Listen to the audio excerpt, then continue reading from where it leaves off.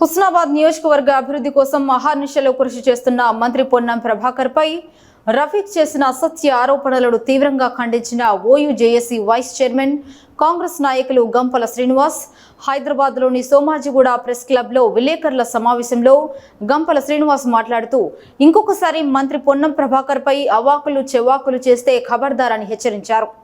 ఈ విలేకరుల సమావేశంలో ఓయూజేఏసీ నాయకులు చందు, చంద్రమౌళి, రవిబాబు, నరేందర్, భాస్కర్ తదితరులు పాల్గొన్నారు. తెలంగాణ రాష్ట్ర రవాణా మరియు బీసీ సంక్షేమ శాఖ మంత్రులు హుస్నాబాద్ శాసనసభ సభ్యులు శ్రీ పొన్నం ప్రభాకర్ గౌడ్ గారి మీద నిన్న తెలంగాణ సినీ దర్శకులను చెప్పుకుంటున్నటువంటి హుస్నాబాద్ వాస్తవ్యులుగా చెప్పుకుంటున్నటువంటి రఫీ అనేటువంటి ఒక వ్యక్తి భూ కబ్జా అనేటువంటి ఒక ప్రకటనను మేము తీవ్రంగా ఖండిస్తున్నాం. ఎందుకంటే గెలిచినప్పటి నుండి దాదాపుగా 16-17 నెలల నుండి 24/7 గంటలతో అహర్నిశలు హుస్నాబాద్ అభివృద్ధి కోసం పాటుపడుతున్నటువంటి వ్యక్తి రాష్ట్ర మంత్రివర్యులు పొన్నం ప్రభాకర్ గౌడ్ గారు. నిన్న మీరు చేసినటువంటి అసత్య ఆరోపణలు, ఎల్లమ్మ టెంపుల్కు సంబంధించినటువంటి అసత్య ఆరోపణలు మేము తీవ్రంగా ఖండిస్తూ ఇంకొకసారి మంత్రి గారి మీద అవాకులు చెవాకులు పేలితే మాత్రం ఖబర్దారని హెచ్చరిస్తున్నాం. అన్నగారు చెప్తున్నటువంటి సందర్భం, వాళ్ళు ఎలాంటి అసత్య ఆరోపణలు చేసినా మన పని అభివృద్ధి చేసుకుంటూ పోవాలనేటువంటి ఒక ఉద్దేశంతో మేము ఏం మాట్లాడతలేదు.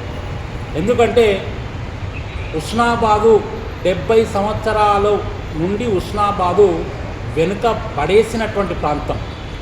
ఎందుకంటే అక్కడ ఒక సాకు చెప్పి అభివృద్ధికి నిరాటంకంగా ప్రజాప్రతినిధులు చేస్తున్నటువంటి యొక్క కుట్రలను పటాపంచాలు చేస్తూ అభివృద్ధి చేస్తున్నటువంటి వ్యక్తి ఎవరైనా ఉన్నారంటే హుస్నాబాదు రాజకీయ చరిత్రలో పొన్నం ప్రభాకర్ గౌడ్ గారని ఈ సందర్భంగా మేము తెలియజేస్తున్నాం. 264 సర్వే నెంబర్, 265 సర్వే నెంబర్. ఈ యొక్క రఫీ అనేటువంటి వ్యక్తికి సంబంధించినటువంటి సర్వే నెంబరు 264. ఈ 264లో వీళ్ళ తాతకు 3 కుమారులు, నవాబ్, సర్దార్, అఫ్జల్.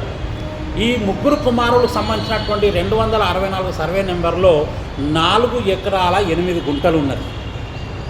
ఆ 3 కుమారులకు సమభాగాలుగా 1 ఎకరం 16 గుంటలు తండ్రి గారు పంచేసింది. అంటే 3 ఎకరాలు 16 3 48, 4 ఎకరాల 8 గుంటలు వారికి పంచివేశారు వాళ్ళ తండ్రి గారు. ఇక 265 సర్వే నెంబర్ అయితే ఆ 265 సర్వే నెంబర్కు సంబంధించినటువంటిది ఈ యొక్క సర్వే నెంబర్లోనూ ఎల్లవ్వ తల్లి విగ్రహం ఉంటుంది. ఇది ఇప్పటిది కాదు.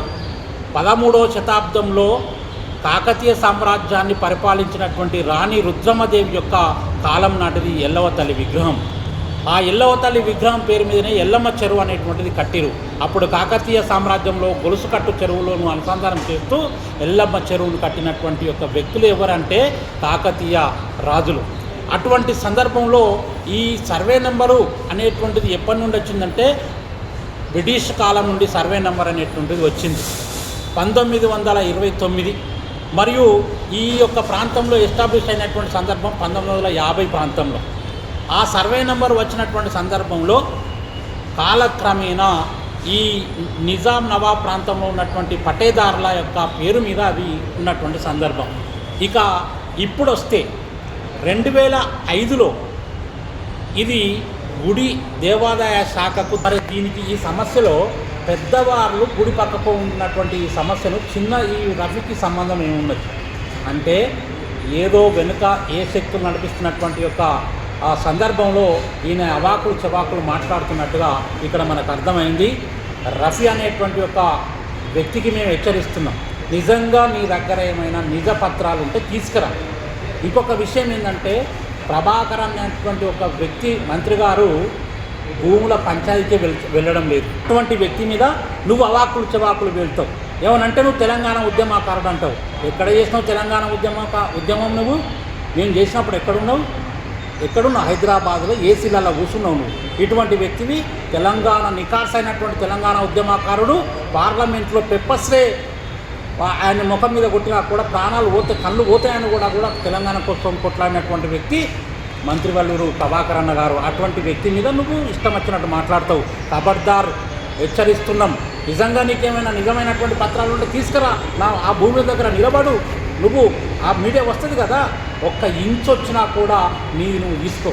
కాబట్టి అనవసరమైనటువంటి ఒక అవాకులు చవాకులు మరియు అసత్య ఆరోపణలు చేస్తే మాత్రం బాగుండదు. ఇంకొక విషయం, తెలంగాణ ఉద్యమకారని చెప్పుకుంటున్నావు. ఇదే మల్లచెట్టు చౌరస్తా, ఇదే అక్కన్నపేట చౌరస్తాలో నేను మరియు నీవు నిలబడు. 10 మందిని అడిగితే ఎవరా తెలంగాణ కోసం ఆ ప్రాంతంలో కొట్లాడిందో వాళ్ళే చెప్తారు. అప్పుడు ఎవరే నిజమైన తెలంగాణ ఉద్యమకారుడో తెలుస్తుంది. అక్కడ ఏదో దర్శకుడని చెప్పుకొని మంత్రి గారి మీద మీరు బురద చేయడం కరెక్ట్ కాదు. నిజంగా చెప్తున్నాము, ఈ యొక్క సందర్భంలో హెచ్చరిక చేస్తున్నాము. నువ్వు ఎక్కడైతే ప్రెస్ మీట్ పెట్టినావో అక్కడి నుండి హెచ్చరిస్తున్నాం. నిజంగా నీకు దమ్ము ధైర్యం ఉంటే అదే ఉస్మానాబాద్కి వచ్చి కొట్లాడు. ఏది మీరు బ్రహ్మాండంగా మాట్లాడతారు, మంచిగా కలిసిమెలిసి ఉంటారు. ఈ వ్యక్తి వచ్చి మీకు ఖరాబ్ చేస్తున్నాడా, ఏది ఇబ్బంది పాలు చేస్తున్నాడా, అబాస్ పాలు చేస్తున్నాడా? ఎక్కడున్న ఉస్మానాబాద్ ఎప్పుడన్నా కనబడ్డావా? నీ ముఖం ఎప్పుడన్నా ఉస్మానాబాద్లో కనబడ్డదా?